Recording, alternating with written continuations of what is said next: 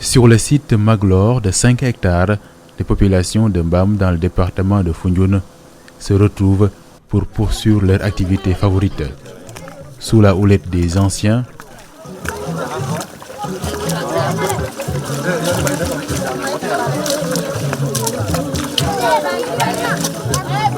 les jeunes de la commune fixent des plantules, reboiser les pieds dans la boue, une vraie passion pour eux, mais une découverte, voire un piège pour d'autres.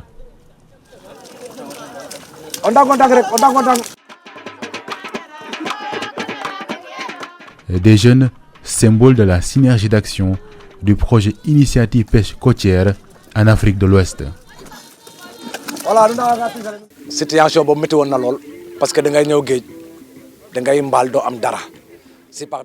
Le poisson était presque introuvable dans la localité. On ne pêchait que de petites crevettes.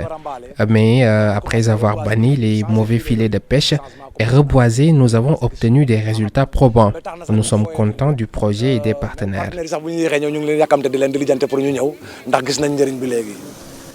Une mission conjointe de terrain de l'Organisation des Nations Unies pour l'alimentation et l'agriculture a permis de constater l'avancement du reboisement ou de la restauration de la mangrove. Bon, comme je vous l'ai dit, en fait, le projet, l'objectif, c'est vraiment de promouvoir l'approche écosystémique des pêches.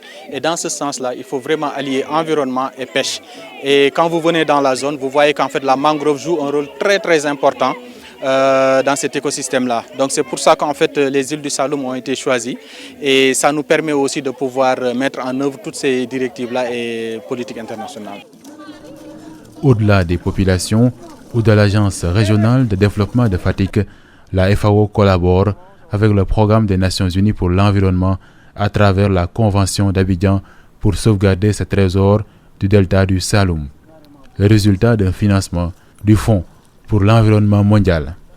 Il faut dire que l'objectif global pour le projet est de 700 hectares pour les 3 pays, la Côte d'Ivoire, le Sénégal et le Cap-Vert.